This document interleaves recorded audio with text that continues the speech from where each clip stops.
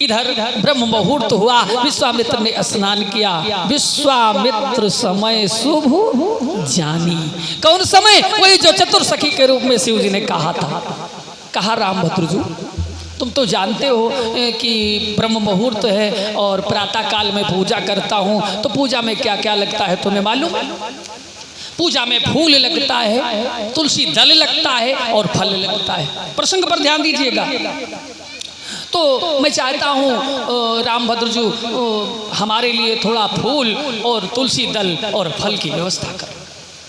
देखिए मानस तो कह रही है कि केवल फूल के लिए भेजा है, लेकिन रामायण लिख रही है कि तुलसी दल और फूल के लिए भेजा। पीयूष रामायण, आनंद रामायण लिख रही है कि 3 चीज के लिए भेजा। कौन कौन? फूल, तुलसी दल और फल।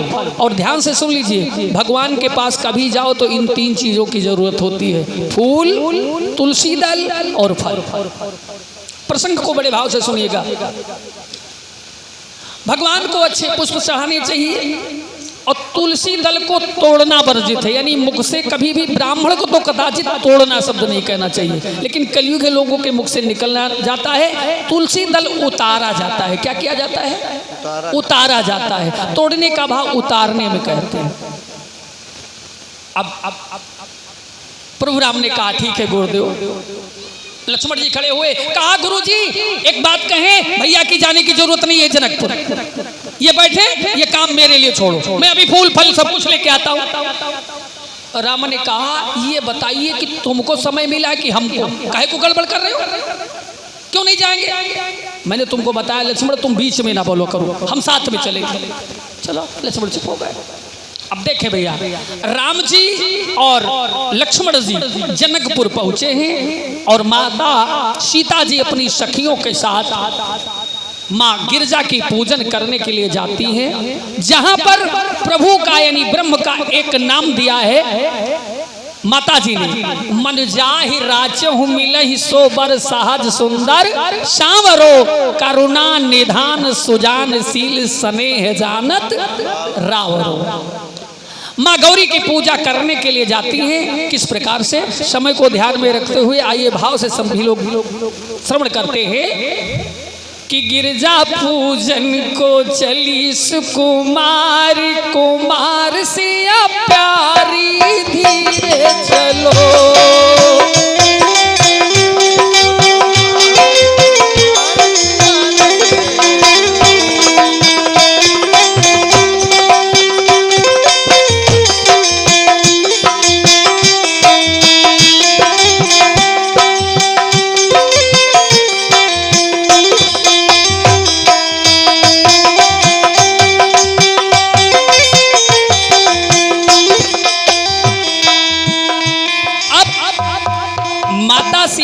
सखियों के साथ माँ गौरी की पूजा करने के लिए आ रही हैं। इधर लता ओटते प्रगट भे तेहि अवसर दो भाई, राम जी और लक्ष्मण जी प्रकट होते हैं।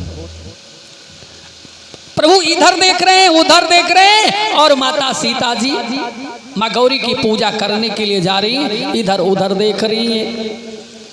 प्रभु राम ने लक्ष्मण से कहा, भैया लक्ष्मण कि लखड़ी लखोई अही जनक किशोरी, लखड़ी लखो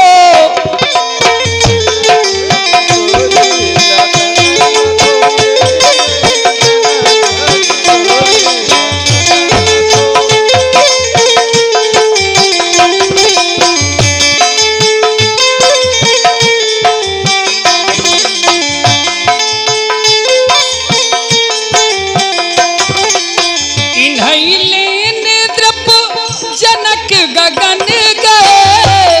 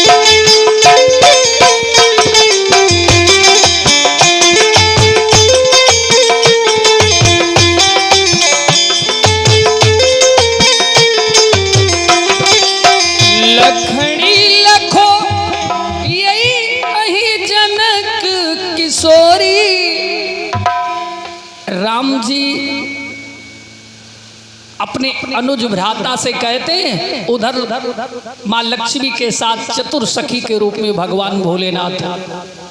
अब ब्रह्म अर्थात नारायण और लक्ष्मी का मिलन हो रहा है। सखियां देख रही हैं राम जी को और लखन लाल को।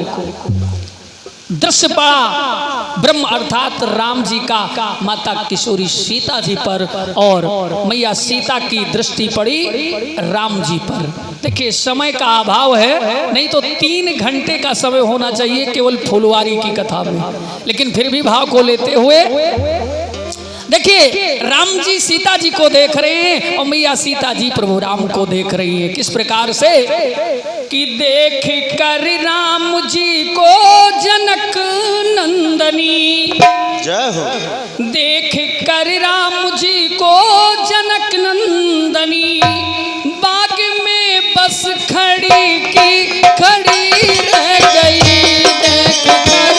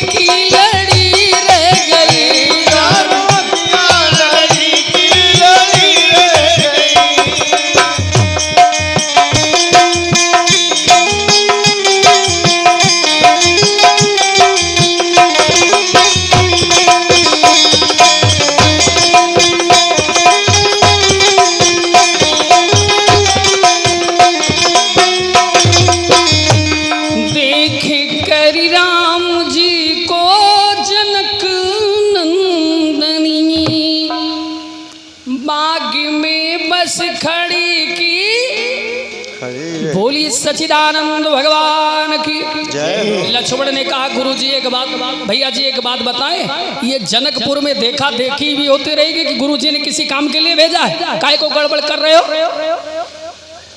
क्यों दाया अंग फड़कता है, कुछ नहीं समझ में आता है छुपा हुआ जो भी सरस उसका विधान भी ज्ञाता है।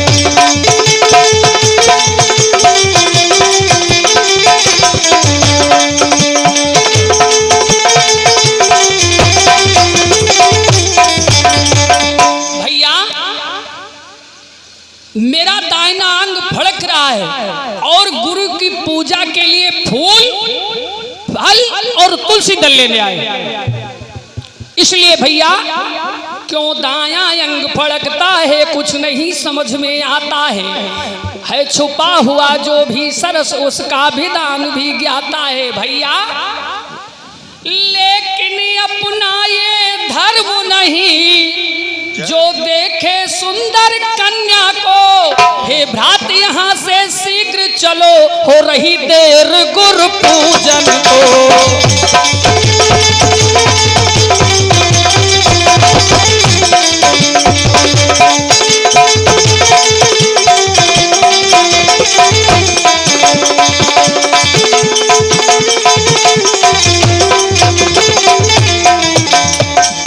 चलहु भ्रात नहीं गुरु ऋषियाई और लेन प्रसून दो जन आई। भैया हम तो फूल और तुलसी दल लेने आए, या देखा देखी के चक्कर में काहे को पड़ रहे? अरे चलो चलते। हाँ भूल गए थे लक्ष्मण, चलो।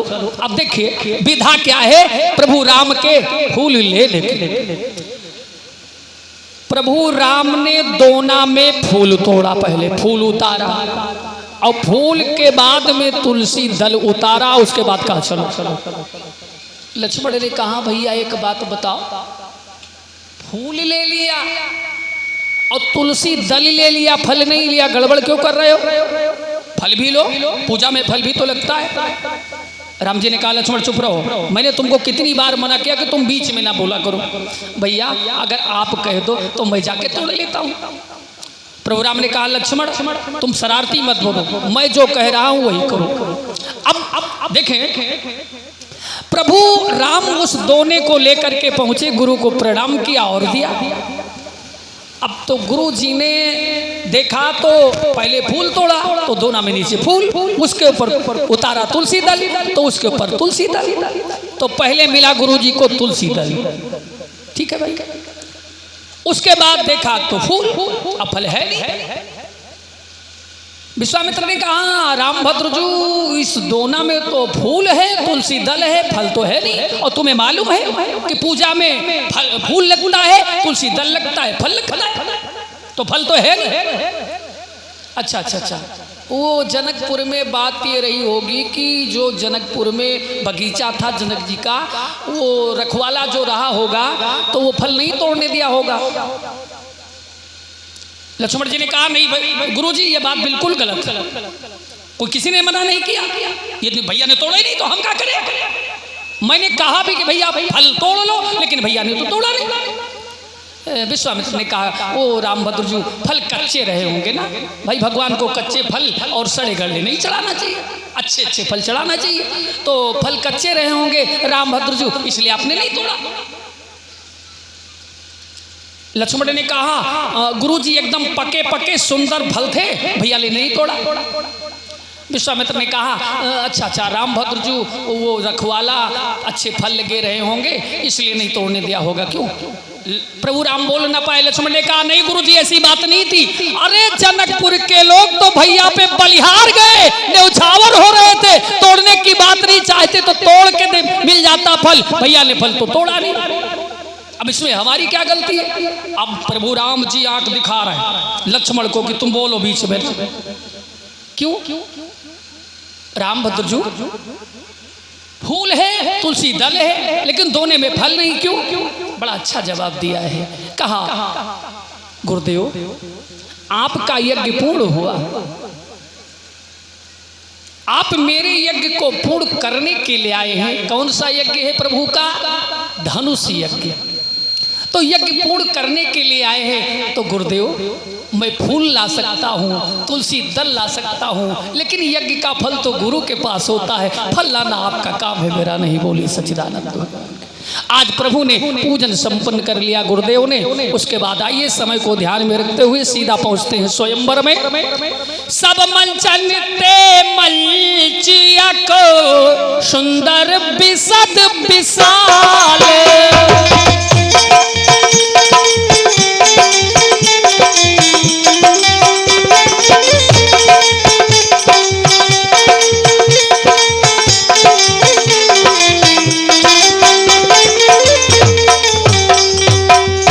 विश्वामित्र राम और लक्ष्मण के लिए बढ़िया सुंदर सा आसन बनाया है। देश देश के भूपत नाना आए हुए हैं, सब लोग बैठे हुए हैं। आदेश मिला धनुष तोड़ने के लिए। अब एक राजा तो आया ऐसा, वो नाना यानी बुढ़ापा, वह राजा नहीं आए थे, देश देश के भूपत नाना आए थे महाराज। एक तो वैसे आए भूपति नाना जी कि उनको 4-6 लोग तो पकड़ के बैठा है और तोड़ने आए थे धनुष। तो अब 2-4 लोग जब आदेश मिला कि जो कोई शिव जी के धनुष को तोड़ेगा उसी के साथ सीता का विवाह हो जाएगा। पत्रकार लोग बैठे थे, कहा जनक जी से प्रश्न कर दिया, कहा ये समझ में नहीं आया कि आप ये कैसे निर्णय ले लिए, बिना ही विचार पर ही हट से। देखिए इसमें विचार नहीं किया जनक जी ने। क्या? जो धनुष तोड़े उसी वही सीता जी को ले जाए, बिना ही विचार बरा ही हटते ही, विचार नहीं है, सीता धनुष तोड़ने पर शर्त है।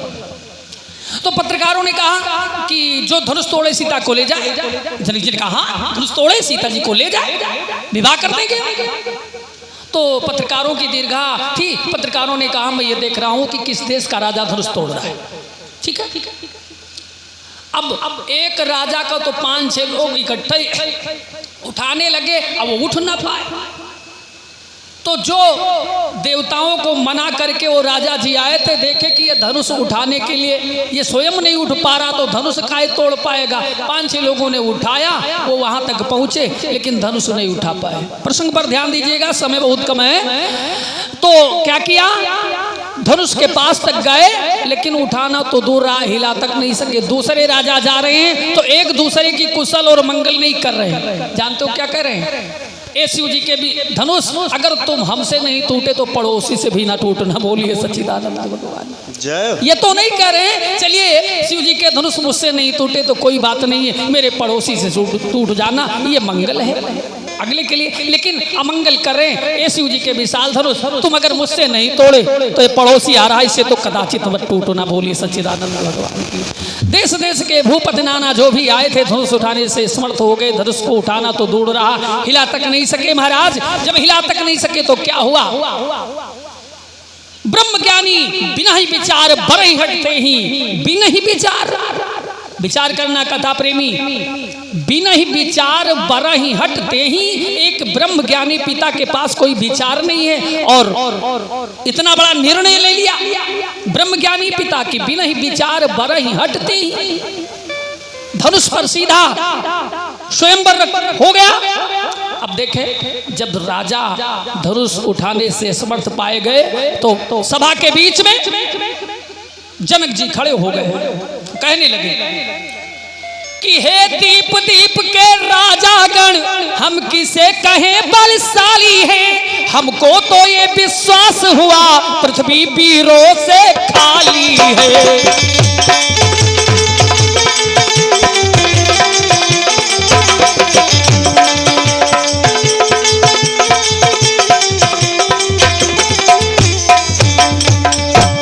हुआ स निज निज ग्रह जाहू, लिखा न विधवय देहि विबाहु। ए वसुंधरे, अभी तक तो मैं जानता था कि पृथ्वी पर वीर है, लेकिन आज मुझे ये मालूम हो गया पृथ्वी पर कोई वीर नहीं है। इसलिए आसरा छोड़ प्रस्थान करो, दुख हमें दिया है दाता ने। सीता सुकुमारी का विवाह बर लिखा नहीं विधाता ने।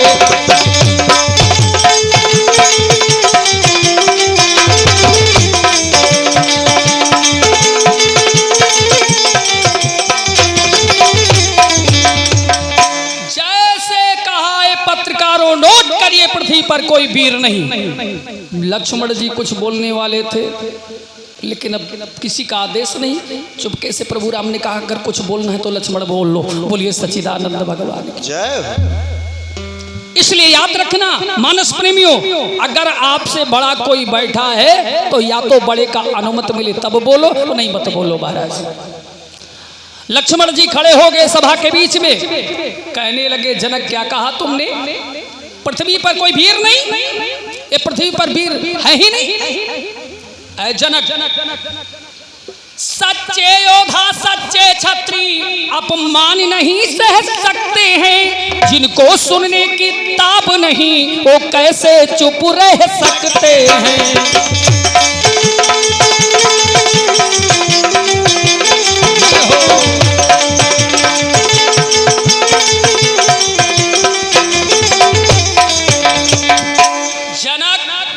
जिस सभा में एक नहीं दो दो छत्री बैठे हो, ऐसे वचन कहना अनुचित है। अगर किसी भी पत्रकार की कलम चली तो याद रखना पत्रकारों में कलम तोड़ दूंगा।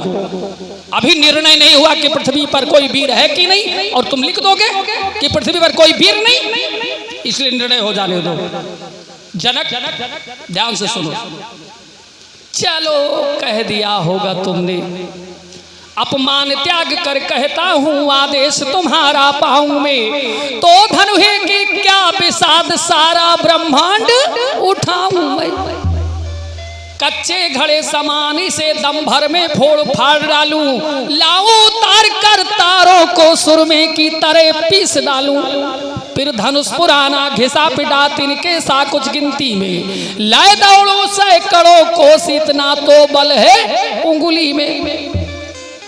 प्रभु राम ने कहा बस लक्ष्मण सावधान, आगे बोलने की कोशिश मत करना। बोली सच्चिदानंद भगवान जय हो। प्रभु राम ने कहा ये बताओ लक्ष्मण, हमने कुछ बोलने की बात कही है, आप तो बहुत कुछ बोल गए। तो लक्ष्मण ने कहा भैया हम गलत क्या बोले? तो कहा अभी अभी तुमने कहा क्या कि मैं ब्रह्मांड फोड़ दूंगा, कच्चे घड़े के समान तोड़ दूंगा। राजाओं ने कहा कि ये छोटा वाला गड़बड़ क्यों कर रहा है भाई? अरे बात तो हो रही है धनुष तोड़ने की, और ये ब्रह्मांड क्यों फोड़ रहा है?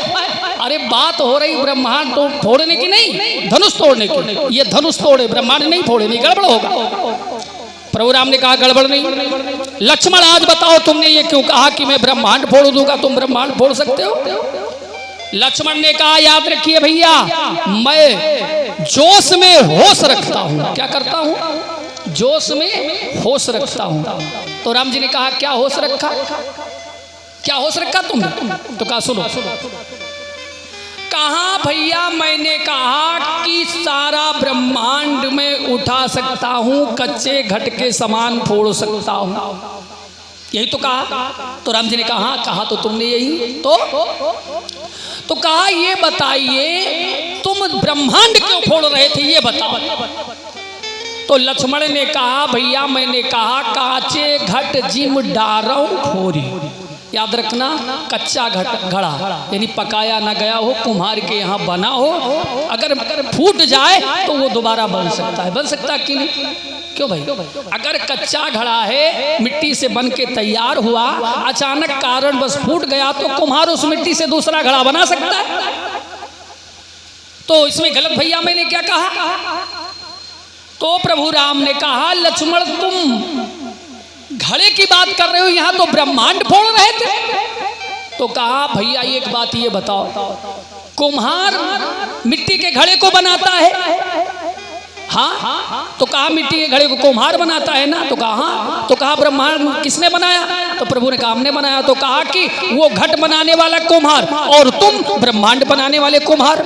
राम जी बिगड़ गए, तुम क्षत्रिय हम कुम्हार, अब तो विवाह गड़बड़ हो जाएगा, कैसे हम कुम्हार? लक्ष्मण ने कहा भैया मैं जोश में होश रखता हूं, ध्यान से सुनो।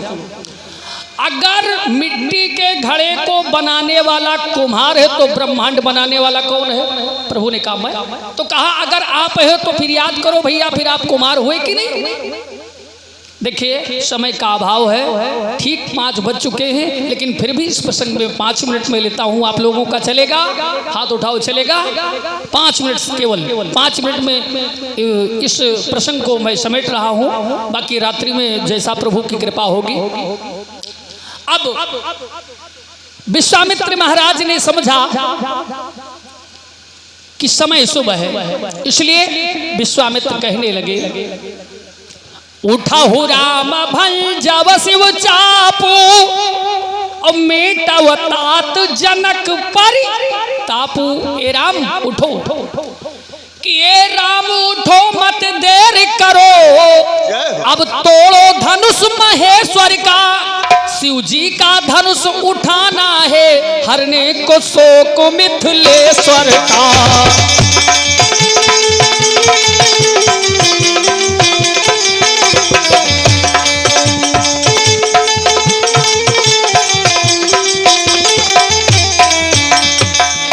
तो सुनी गुरु बचन चरण सिरनावा। विश्वामित्र के चरणों में प्रणाम किया प्रभु राम ने। सुनी गुरु बचन चरण सिरनावा, हरस बिता विषाद न कछ उरुयावा। कहाँ पहुंच गए? धनुष मकशाला के पास। ध्यान से सुनना, इस शिव जी के धनुष को उठाने रावण और बाणासुर भी आया। उठाना तो दूर रहा, और जैसे शिव धनुष की ओर देखा, साक्षात लक्ष्मी नारायण के दर्शन करता है रावण। उसी समय संकल्प लेता है कि एक दिन जानकी का हरण करके रावण लंका ले जाएगा। याद रखना कथा प्रेमियों, एक बार की बात है, एक बार की बात है, रावण गया कैलाश।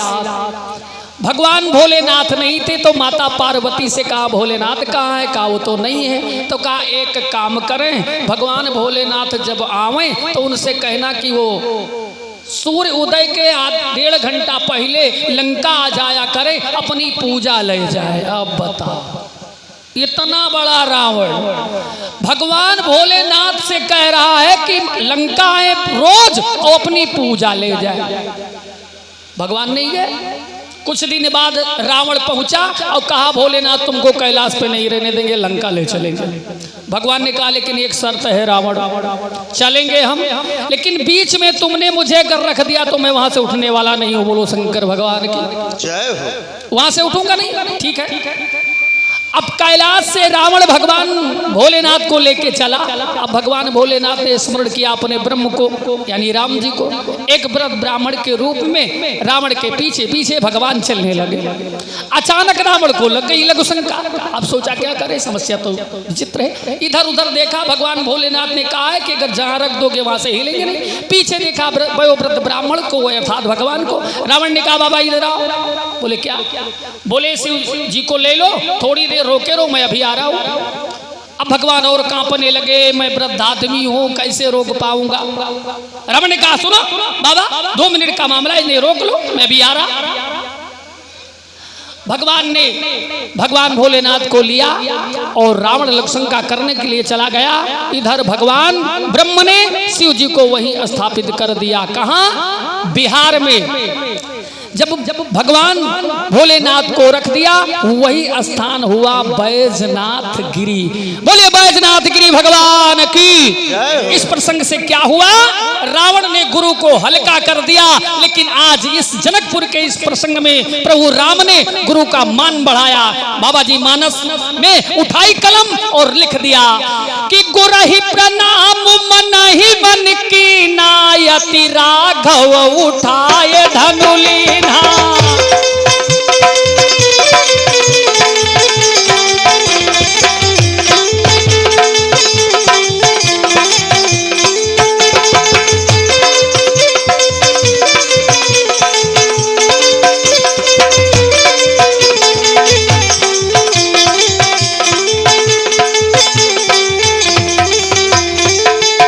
लेत उठावत खैचत गाढ़े, काहू न लखा लोग सब ठाड़े। तेहि क्षण मध्य राम धन तोरा। बोलिए रामचंद्र भगवान की जय हो। राम जी ने धनुष को तोड़ दिया, और जब धनुष टूट गया तो आज वरमाल लेके लक्ष्मी जी अर्थात सीता जी आई। किस प्रकार से? किसिया डालो राम गले, जय माला हो सिया डालो राम गले।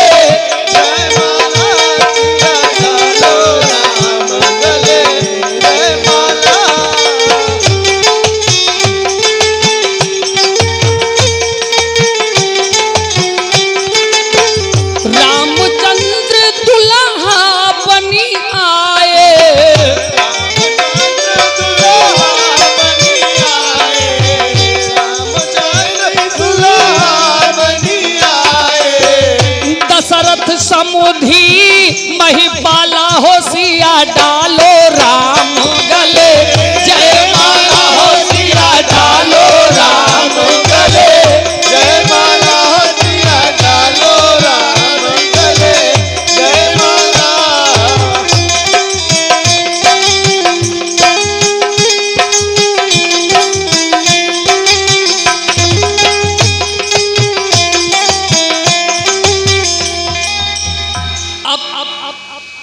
बरमाल लिए मैया सीता जी खड़ी है, भगवान बड़े हैं और माता सीता जी 8 वर्ष की और प्रभु राम 16 वर्ष के। प्रसंग पर ध्यान दीजिएगा क्या हुआ। अब जयमाल पड़े तो कैसे पड़े, कैसे जयमाल पड़े? राम जी बड़े और लक्ष्मी अर्थात सीता जी छोटी। तो क्या हुआ? सहारा किसका लिया? हिसेश के अवतारी आज बन जाओ सहारा। लक्ष्मण से कहा कि कुछ करो लक्ष्मण, जिससे ये बरमाल में प्रभु को पहना सकूं। लक्ष्मण ने सोचा कि अगर मैं ऊपर पृथ्वी को उठाता हूं तो प्रभु भी उठेंगे, भैया भी उठेंगे, तो बरमाल तो पढ़ नहीं पाएगा। तो कहा मौका कोई ऐसा लगाए कि बात बन जाए। तो क्या किया? लक्ष्मण ने प्रभु को प्रणाम कर लिया, और जैसे प्रभु को प्रणाम किया तो प्रभु झुके कि लाओ अपने छोटे भैया को उठाए। अब मौका देखा, माता सीता जी ने जयमाल डाल दी। बोलो सच्चिदानंद भगवान की जय। इधर जयमाल पड़ गई। फिर क्या हुआ कि तेहि अवसर सुन शिव धनु भंगा, तो आए रघुकुल कमल पतंगा। कौन आए? परशुराम जी। कि तेही अवसर सुन शिव धनु भंगा, आए रघुकुल कमल पतंगा।